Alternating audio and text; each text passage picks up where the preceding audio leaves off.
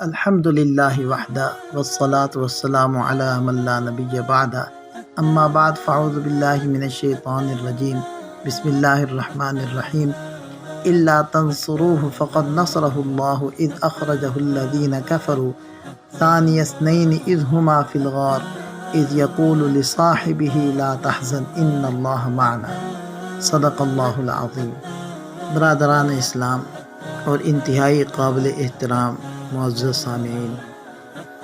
حضرات صحابہ کرام رضوان اللہ علیہم اجمعین سے محبت اہل سنت والجماعت کے نزدیک اصول ایمان میں سے ہے، اور یہ حضرات بنی نوع انسان کے برگزیدہ اور منتخب افراد میں سے ہیں، جنہیں اللہ کریم نے اپنے پیارے رسول صلی اللہ علیہ وسلم کی مصاحبت، نصرت اور دین کی دعوت و اشاعت کے لیے منتخب فرمایا تھا۔ حضرات صحابہ کرام رضوان اللہ علیہم اجمعین امت کا وہ طبقہ ہے جس نے حفاظت دین اور اگلی نسلوں تک اس کی تبلیغ کی اہم ترین ذمہ داری کو خوب اچھے طریقے سے پورا کیا ہے۔ اگر یہ منتخب گروہ نہ ہوتا تو اسلامی شریعت بھی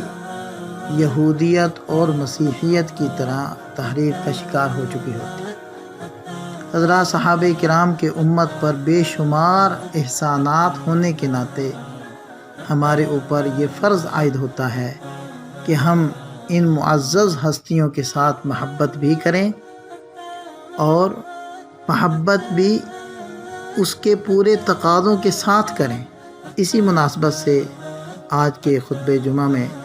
حضرات صحابہ کرام رضوان اللہ علیہم اجمعین سے محبت اور اس کے عملی تقاضوں پر روشنی ڈالی جائے گی تاکہ ہم صحیح معنوں میں ان سے محبت کر سکیں۔ ان حضرات سے محبت کا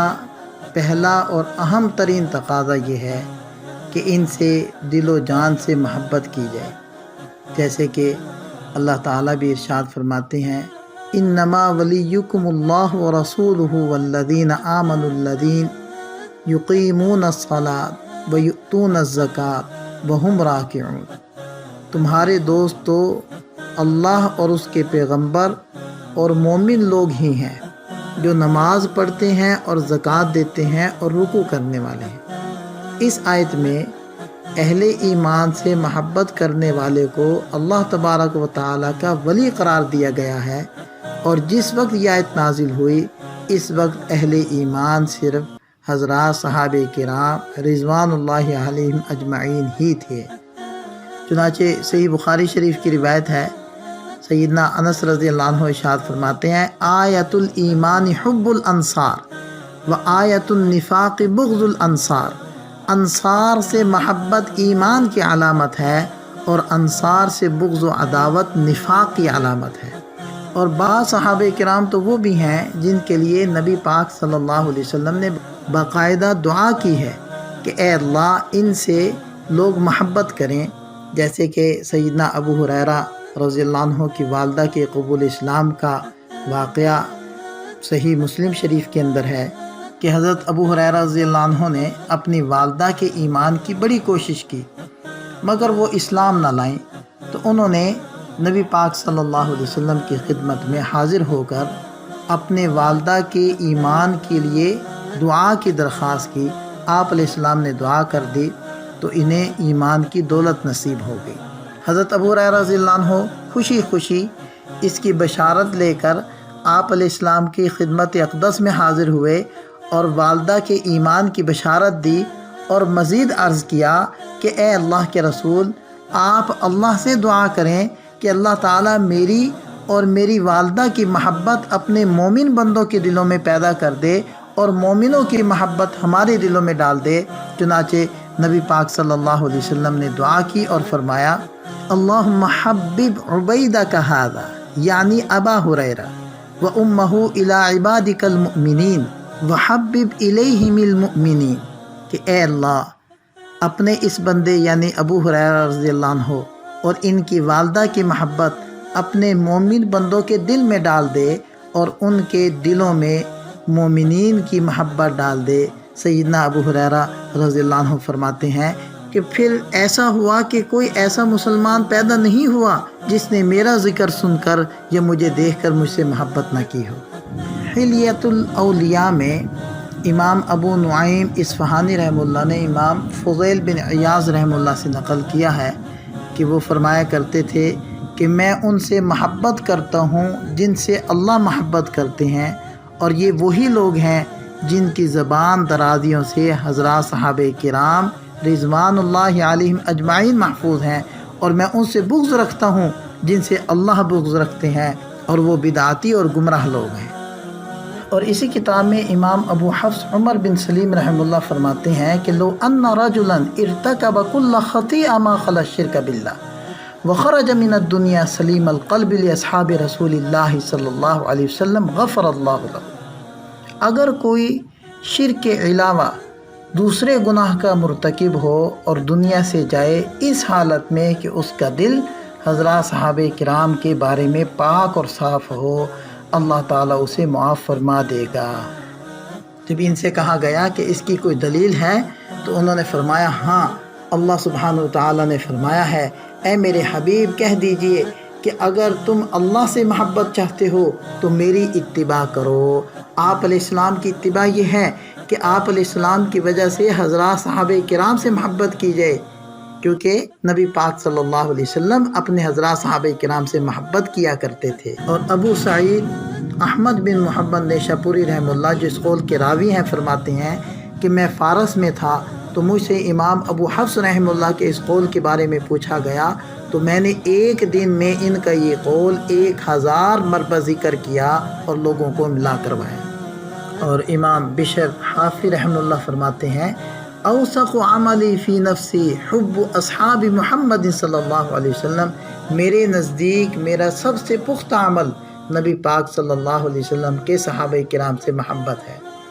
اور مزید فرماتے ہیں نظرت فی ھذا الامر، میں نے دین کے معاملے میں غور کیا، فوجدت لجمیع الناس توبہ، تو میں نے تمام لوگوں کے لیے توبہ کو دیکھا، الا من تناول اصحاب رسول اللہ صلی اللہ علیہ وسلم، مگر جو حضرات صحابہ کرام پر حرف گیری کرتا ہے ان کی توبہ نہیں، کیونکہ فإن اللہ عز وجل حجز عنہم التوبہ، اللہ تعالیٰ نے ان سے توبہ کی توفیق سلب کر لی ہے۔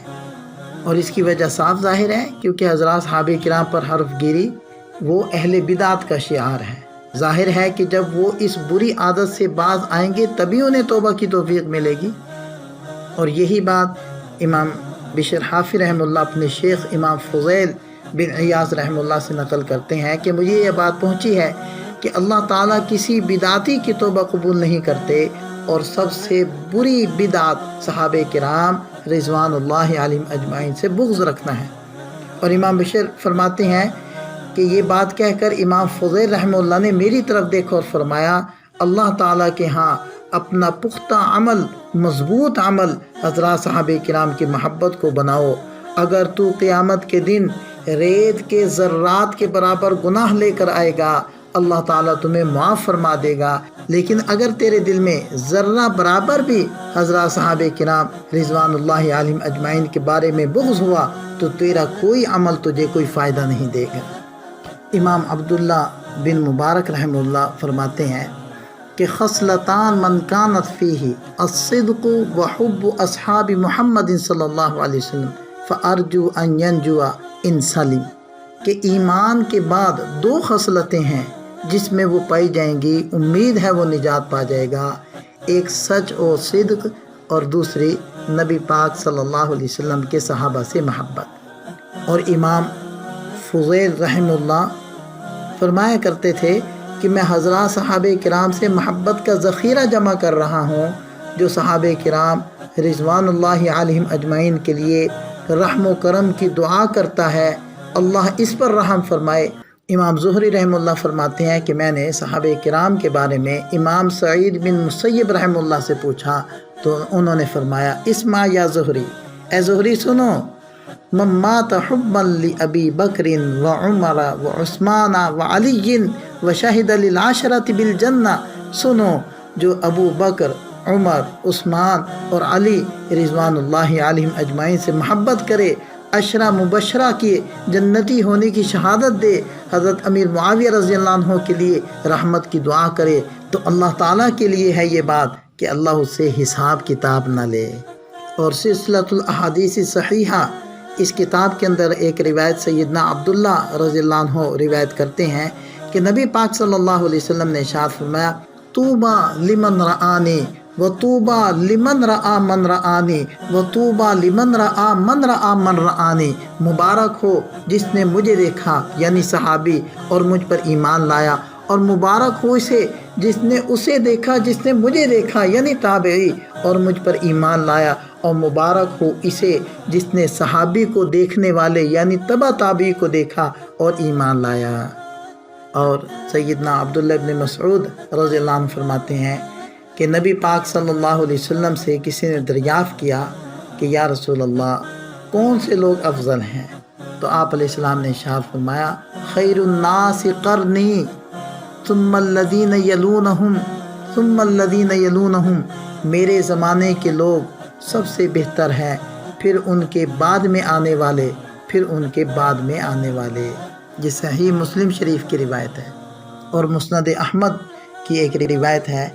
کہ سیدنا عبداللہ ابن مسعود رضی اللہ عنہ روایت کرتے ہیں، ان اللہ نظر فی قلوب العباد، اللہ تعالیٰ نے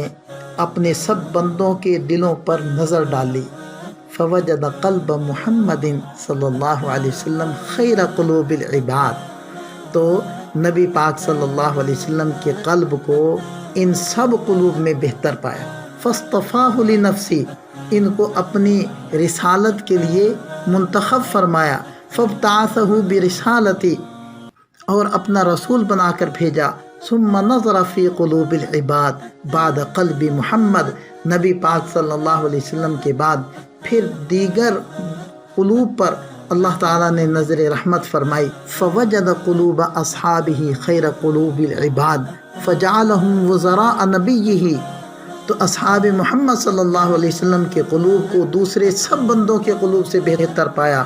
ان کو اپنے نبی پاک صلی اللہ علیہ وسلم کی صحبت اور دین کی نصرت کے لیے پسند کر لیا۔ اور صحیح مسلم شریف کی ایک اور روایت ہے، سیدنا ابو ہریرہ رضی اللہ عنہ روایت کرتے ہیں کہ نبی پاک صلی اللہ علیہ وسلم نے ارشاد فرمایا، لا تسبوا اصحابی، میرے صحابہ کو برا بھلا مت کہو، لا تسبوا اصحابی، میرے صحابہ کو برا بھلا مت کہو، فوالذی نفسی بیدی، قسم ہے اس ذات کی جس کے ہاتھ میں میری جان ہے، لو ان احدکم انفق مثل احد ذہبا، اگر تم میں سے کوئی شخص احد پہاڑ کے برابر بھی سونا خرچ کرے، ما ادرکا مد احدہم ولا نصیفا، تو میرے صحابی کے مد ایک مد جو کے برابر بھی نہیں پہنچ سکتا۔ اور حضرات صحابہ کرام کا تو وجود امت کے لیے فتنوں سے بچاؤ کا باعث تھا، لہذا سیدنا ابو موسیٰ رضی اللہ عنہ سے روایت ہے کہ نبی پاک صلی اللہ علیہ وسلم نے ارشاد فرمایا، النجوم امنۃ للسماء، ستارے آسمان کے لیے امن کا باعث ہیں، فاذا ذهبت النجوم اتى السماء ما توعد، جب ستارے ختم ہو جائیں گے تو آسمان کو وہ چیز آ لے گی جس کا اس سے وعدہ کیا گیا ہے، یعنی آسمان پھٹ جائے گا۔ وَأَنَا أَمَنَةٌ لِأَصْحَابِي،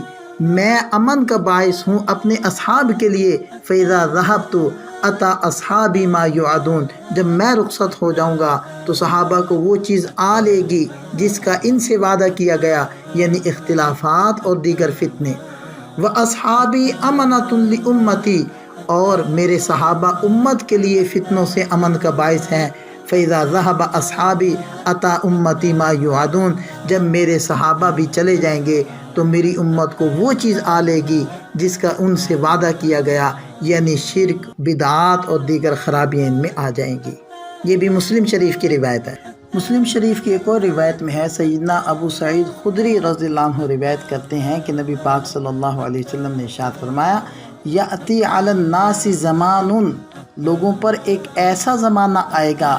یغزو فئام من الناس، جب ان کے لشکر جہاد کریں گے، فیقال لہم، تو ان سے پوچھا جائے گا، فیکم من رآ رسول اللہ صلی اللہ علیہ وسلم، کیا تمہارے ساتھ کوئی ایسا آدمی ہے جس نے رسول اللہ صلی اللہ علیہ وسلم کو دیکھا ہو، یعنی صحابی ہے؟ تو وہ کہیں گے جی ہاں، ہمارے ساتھ صحابی ہے، فیفتح لہم، ان کو اس صحابی کی برکت سے فتح نصیب ہوگی۔ ثم یغزو فئام من الناس، پھر فرمایا کہ ایک زمانہ آئے گا اور مسلمانوں کی جماعتیں جہاد کریں گی اور ان سے پوچھا جائے گا فیکم من رآ من صاحب رسول اللہ صلی اللہ علیہ وسلم، کیا تمہارے ساتھ کوئی ایسا شخص ہے جس نے صحابی کو دیکھا ہو، یعنی تابعی؟ فیقولون نعم، وہ کہیں گے جی ہاں۔ فیفتح لہم، مسلمانوں کو اس تابعی کی برکت سے فتح دی جائے گی۔ ثم یغزو فئام من الناس، پھر فرمایا کہ مسلمانوں کی ایک جماعت جہاد کے لیے نکلے گی۔ فیقال لہم، ان سے پوچھا جائے گا حل فیکم من رآ من صاحب رسول اللہ صلی اللہ علیہ وسلم، کیا تمہارے ساتھ کوئی ایسا شخص ہے جس نے تابعی کو دیکھا ہو، یعنی تبع تابعی؟ وہ کہیں گے جی ہاں۔ فیفتح لہم، تو اس کی برکت سے مسلمانوں کو فتح نصیب ہوگی۔ اور سیدنا براء ابن عازب رضی اللہ عنہ کی روایت ہے صحیح بخاری شریف میں کہ نبی پاک صلی اللہ علیہ وسلم نے ارشاد فرمایا الانصار لا يحبهم الا مؤمن، انصار سے مومن ہی محبت کرتے ہیں، ولا يبغضهم الا منافق، اور انصار سے منافق ہی بغض رکھتا ہے۔ فمن احبهم احبہ اللہ، جو انصار سے محبت کرے گا اللہ اس سے محبت کرے گا۔ ومن ابغضهم، جو انصار سے بغض رکھتا ہے ابغضہ اللہ، اللہ اس سے بغض رکھتا ہے۔ اور صحیح بخاری شریف کی روایت ہے حضرت انس رضی اللہ عنہ ارشاد فرماتے ہیں ان رجلا، کہ ایک آدمی نبی پاک صلی اللہ علیہ وسلم سے پوچھتا ہے قیامت کے بارے میں، متی الساعہ، قیامت کب آئے گی؟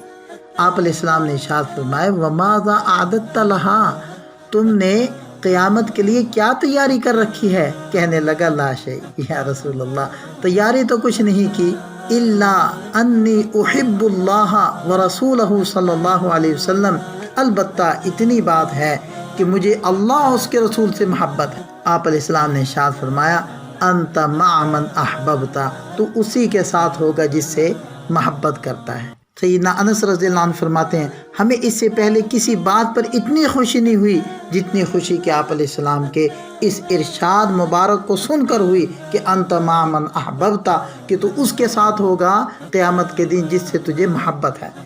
حضرت انس رضی اللہ عنہ فرماتے ہیں فانا احب النبی صلی اللہ علیہ وسلم وابا بکر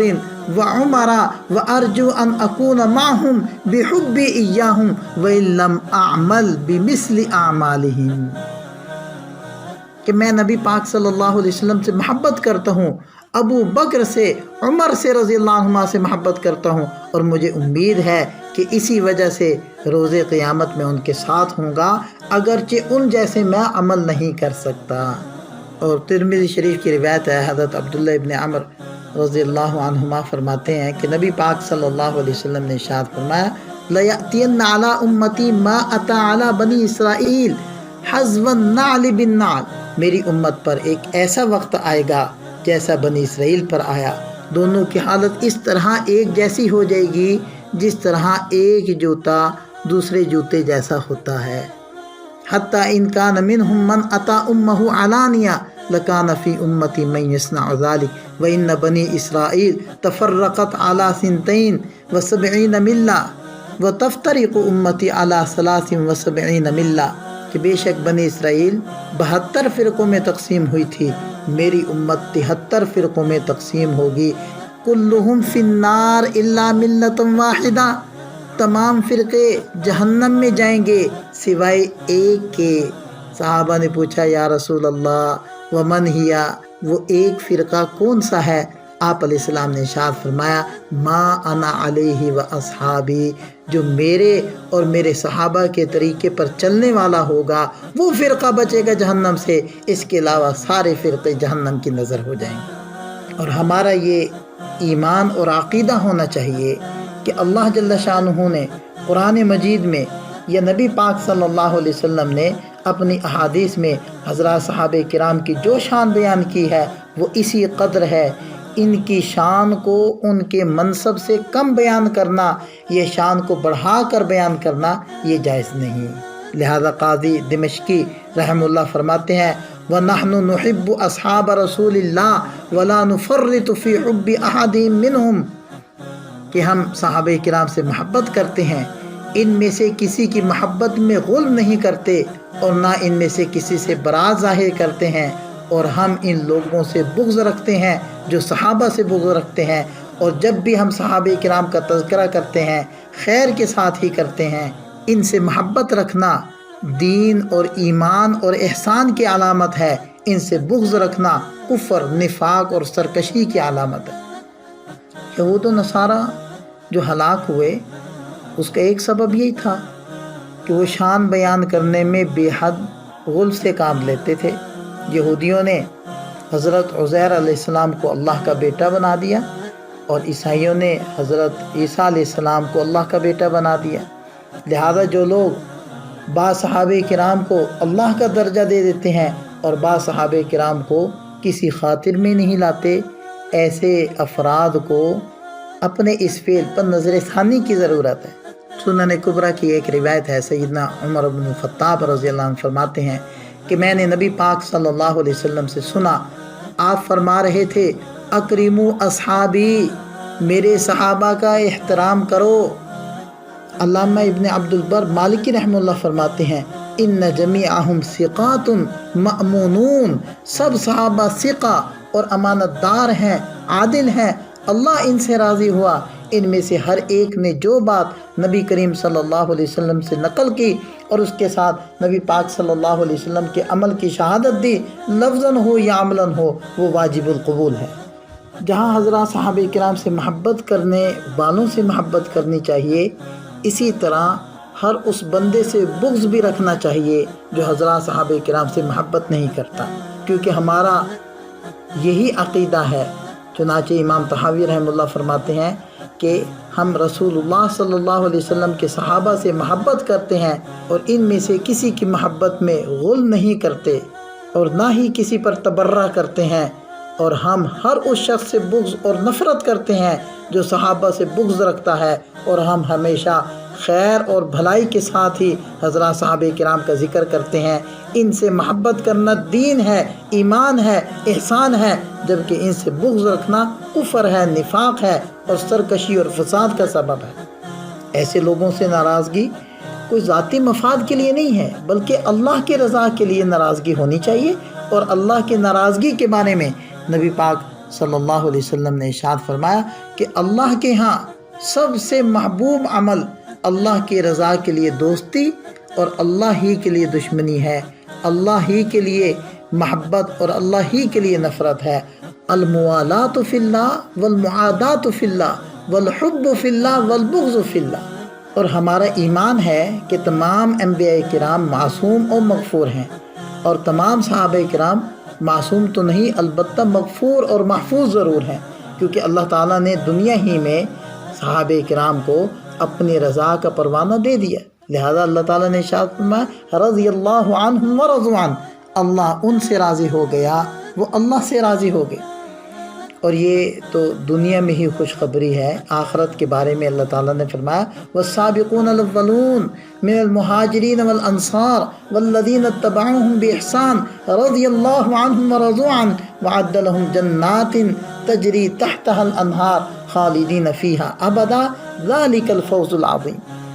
اور جو لوگ قدیم میں پہلے ہجرت کرنے والوں اور مدد دینے والوں میں سے ہیں، اور وہ لوگ جو نیکی میں ان کی پیروی کرنے والے ہیں، اللہ ان سے راضی ہوا، وہ اللہ سے راضی ہوئے، اور ان کے لیے ایسے باغ تیار کیے ہوئے ہیں جن کے نیچے نہریں بہتی ہیں، ان میں ہمیشہ رہیں گے۔ یہ بڑی کامیابی ہے۔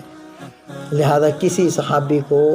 اس کی معمولی غلطی کے بعد ایمان اور دین سے خارج کر دینا اور ان پر فتوے لگانا ناجائز ہے اور بڑا خطرناک کام ہے۔ آپ دیکھیں مسلم شریف کی روایت ہے کہ نبی پاک صلی اللہ علیہ وسلم نے ارشاد فرمایا جو کسی مومن کو یا کافر کہے تو ان دونوں میں سے کوئی ایک کفر کے ساتھ لوٹتا ہے، یعنی یا تو جس کو کافر کہا جا رہا ہے وہ اگر حقیقت میں کافر ہے تو یہ کفر والا کلمہ ادھر چلا جائے گا، اور اگر وہ کافر نہیں ہے تو کہنے والے کی طرف یہ کلمہ لوٹے گا۔ تو یہ جو بات آپ علیہ السلام نے ارشاد فرمائی ہے یہ کسی قید کے ساتھ مقید نہیں ہے۔ لہذا اگر آپ ایک معمولی ایمان والے کو، بھلے وہ فرائض کا تارک ہے، اور کبیرہ گناہوں کا مرتکب ہے، آپ اگر اس کو کہتے ہیں اے کافر اور وہ حقیقت میں کافر نہیں ہے، تو یہ بات کہنے والے کی طرف لوٹے گی اور وہ کافر سمجھا جائے گا۔ تو اگر یہی بات یعنی کفر کا فتویٰ افضل البشر بعد الانبیاء، نبیوں کے بعد جو سب سے زیادہ مکرم اور محترم ہے اللہ تعالیٰ کے ہاں بھی اور نبی پاک صلی اللہ علیہ وسلم کے نزدیک بھی، حضرات صحابہ کرام کے مابین بھی، ایمان والوں کے لیے بھی، اگر کوئی ان کی طرف یہ غلیظ کلمات منسوب کریں تو اس کے بارے میں آپ لوگ کیا فتویٰ دیتے ہیں؟ اور حضرات صحابہ کرام سے محبت کا ایک تقاضا یہ بھی ہے کہ ان کے درمیان ایسا تقابل نہ کریں کہ کسی ایک صحابی کی تو تعریف میں آسمان اور زمین کے قلابے ملا دیے جائیں اور بعض کو اتنا گرائیں کہ ان کی شان میں تنقیص کرنا شروع کر دیں۔ البتہ یہ ضرور ہے کہ جیسے حضرات انبیاء کرام کے درجات ہیں، ورفعنا بعضهم فوق بعض درجات، اسی طرح حضرات صحابہ کرام کے درمیان میں بھی درجات ہیں، فرق ہے، مگر اس فرق کا یہ مطلب نہیں ہے کہ کسی صحابی کو بہت ہی حقیر سمجھ لیا جائے۔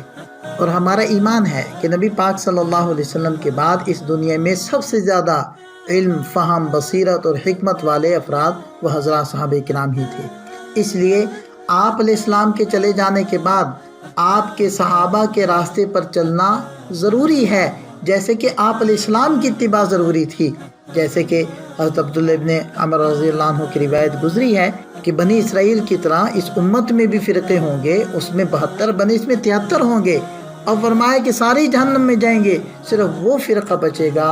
جو میری اتباع کر رہا ہوگا اور میرے اصحاب کی اتباع کر رہا ہوگا اور ان کے طریقوں پر چل رہا ہوگا۔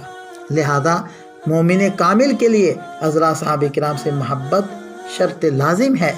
صحابہ کرام کے بارے میں ذرہ برابر بھی دل میں کدورت رکھنا، شک کرنا، یہ سلب ایمان کا ذریعہ ہے، اس لیے کہ سارا کا سارا دین ہمیں صحابہ کرام سے ملا ہے، قرآن ہمیں صحابہ سے ملا، احادیث ہمیں صحابہ کرام سے ملی، لہذا صحابہ کرام کے بارے میں ذرہ برابر بھی دل کے اندر شک لانا، یہ قرآن سے اعتماد کو اٹھانا ہے، یہ احادیث مقدسہ اور مبارکہ سے اپنا اعتماد اٹھانا ہے۔ حالانکہ حضرات صحابہ کرام کی جماعت تو ایسی مقدس جماعت ہے جس کے لیے اللہ نے جنت کا اعلان کیا، لہذا مشاجرات صحابہ کے سلسلے میں یعنی جو آپس میں ان کی چپکلش ہوئی ہے یا جنگیں ہوئی ہیں، تو اہل سنت والجماعہ کا متفق علیہ عقیدہ یہ ہے کہ ہمیں اس سلسلے میں اپنی زبان کو حرکت نہیں دینی چاہیے۔ یہ ان حضرات کا آپس کا اجتہادی مسئلہ تھا، کسی مسلمان کے لیے جائز نہیں کہ اپنی زبان ان معاملات میں دراز کرے اور ان میں کسی پر لعن یا طعن کرے۔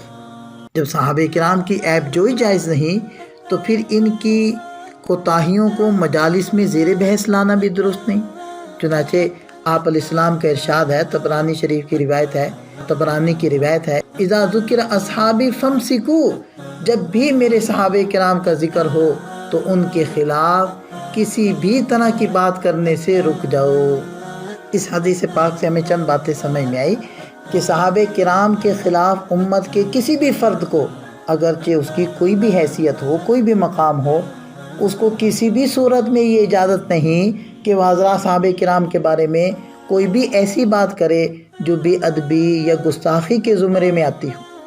اس روایت میں یہ جو فرمایا گیا فامسکو، یہ امر کا صیغہ ہے اور امر وجوب پر دلالت کرتا ہے، یعنی نبی پاک صلی اللہ علیہ وسلم کے اس حکم پر عمل کرنا واجب ہے، اور یہ جمع کا صیغہ ہے جس میں سب شامل ہے، یعنی امت کے ہر فرد کو یہ حکم ہے کہ کوئی بھی اس حکم سے مستثنا نہیں ہے۔ جب حضرات صحابہ کرام کی مخالفت میں کسی بھی قسم کا تبصرہ کرنا حرام ہے تو نبی پاک صلی اللہ علیہ وسلم کے اصحاب کے بارے میں بد کلامی کرنا، سب و شتم کرنا، تبرہ کرنا، یہ کیسے جائز ہو سکتا ہے؟ اور وہ مسائل جن میں حضرات صحابہ کرام کے مابین اختلاف ہوا ہے، وہ اگرچہ کسی بھی نوعیت کے ہوں، ان کو بنیاد بنا کر بعد میں آنے والی امت کے کسی بھی فرد کے لیے جائز نہیں کہ وہ طرفین میں سے کسی بھی صحابی پر کسی بھی طرح کی تنقید کرے، کیونکہ حضرات صحابہ کرام مغفور ہیں جنہیں اللہ تعالیٰ نے دنیا ہی میں معاف فرما دیا۔ لہذا جب ہمارے ہاتھ اور ہمارے دامن ان حضرات کی مخالفت سے پاک ہیں تو ہمیں اپنی زبانوں کو بھی پاک رکھنا چاہیے۔ اور حافظ ابو نعیم رحمہ اللہ فرماتے ہیں کہ تم یہ نہیں دیکھتے کہ اللہ تعالیٰ نے اپنے نبی کریم صلی اللہ علیہ وسلم کو صحابہ کرام سے درگزر کرنے اور ان کے لیے مغفرت طلب کرنے کا حکم دیا ہے اور کہا ہے کہ ان کے ساتھ نرمی سے برتاؤ کریں۔ لہذا جس نے انہیں گالی گلوچ کا نشانہ بنایا یا ان کے داخلی معاملات کی اچھی توجہ بیان نہیں کی تو وہ سمجھ لے کہ وہ حضرات صحابہ کرام کے بارے میں اللہ تعالیٰ کے کیے ہوئے حکم اور نصیحت اور آداب سے دور ہو رہا ہے۔ وہ اپنی زبان کو بے لگام استعمال کر کے نبی پاک صلی اللہ علیہ وسلم اور حضرات صحابہ کرام کے بارے میں بدنیتی کا ثبوت دے رہا ہے۔ اور علامہ ابن قیم رحمہ اللہ فرماتے ہیں کہ اللہ تعالیٰ بہتر جانتا ہے کہ اپنا پیغام بنیادی طور پر کسے دینا ہے اور اس کے بعد اس کا وارث کسے بنانا ہے۔ اسے معلوم ہے کہ اس پیغام کو اٹھانے کے لیے کون مناسب ہے جو اسے لوگوں تک مکمل امانت داری خیرخواہی کے ساتھ پہنچائے، اسے پیغام کی عظمت کا بھی احساس ہو، اس کے حقوق بھی ادا کر سکے، اس کے احکامات پر ڈٹ کر عمل بھی کر سکے اور پھر اللہ تعالیٰ کی نعمتوں پر شکر کرتے ہوئے اس کا قرب بھی حاصل کرے۔ اور اللہ ان لوگوں کو بھی جانتا ہے جو اس کام کے لائق نہیں۔ بالکل ایسے ہی اللہ تعالیٰ کو یہ بھی علم ہے کہ اپنے رسولوں کی وراثت کے لیے کون لوگ مناسب ہیں اور کون ان کے بعد اس پیغام کو آگے پہنچانے کے لیے خلیفہ بن سکتے ہیں۔ اور امام قرطبی رحمہ اللہ فرماتے ہیں جس شخص نے کسی ایک صحابی کی تنقیص کی یا ان کی روایات کو طعن کا نشانہ بنایا، اس نے اللہ رب العالمین کی تردید کی اور مسلمانوں کی شریعت کو معطل کر دیا۔ اور حضرت ابن عباس رضی اللہ عنہما فرماتے ہیں کہ اللہ عز و جل نے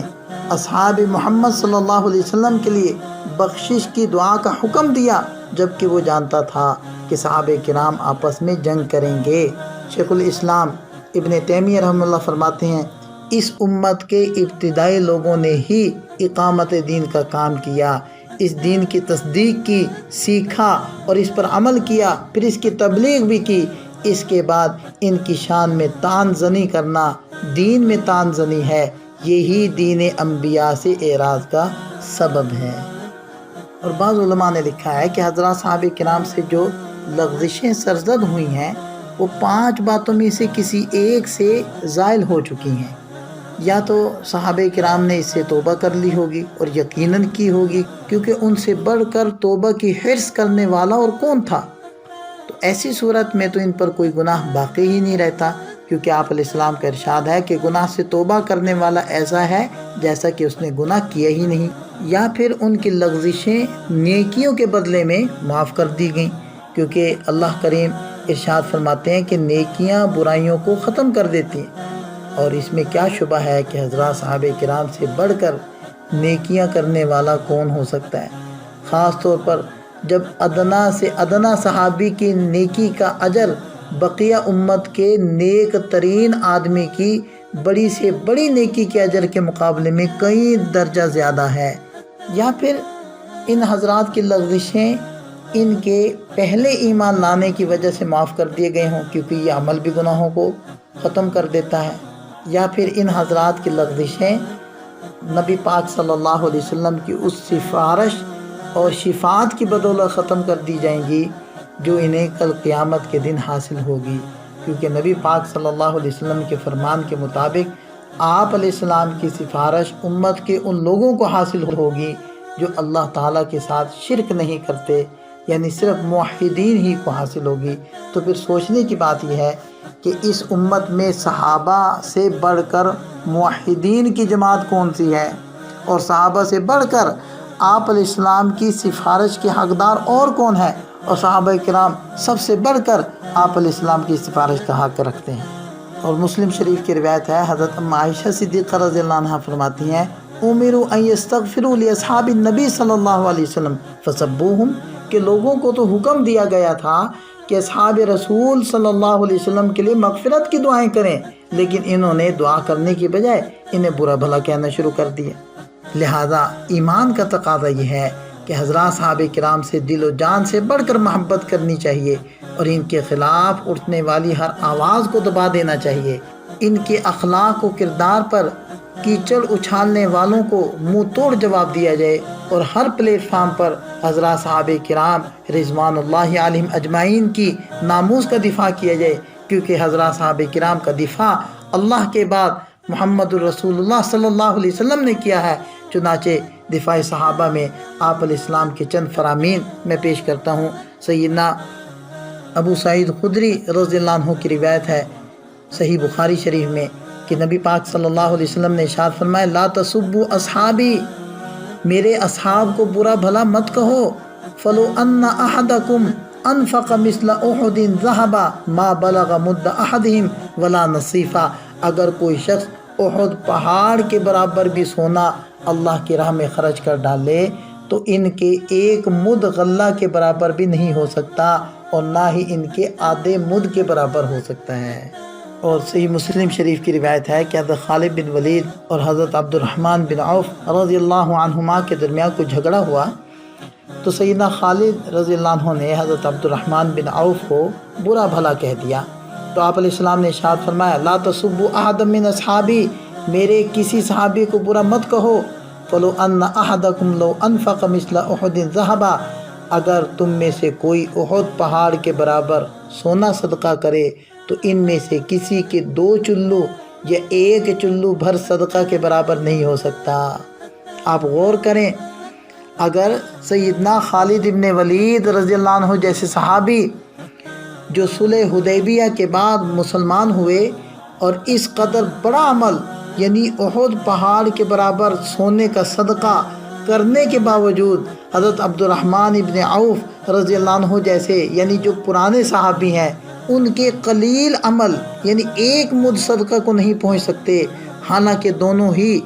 صحبت کا شرف رکھتے ہیں، تو جنہیں شرف صحابیت حاصل نہیں انہیں ان افضل الامہ افراد سے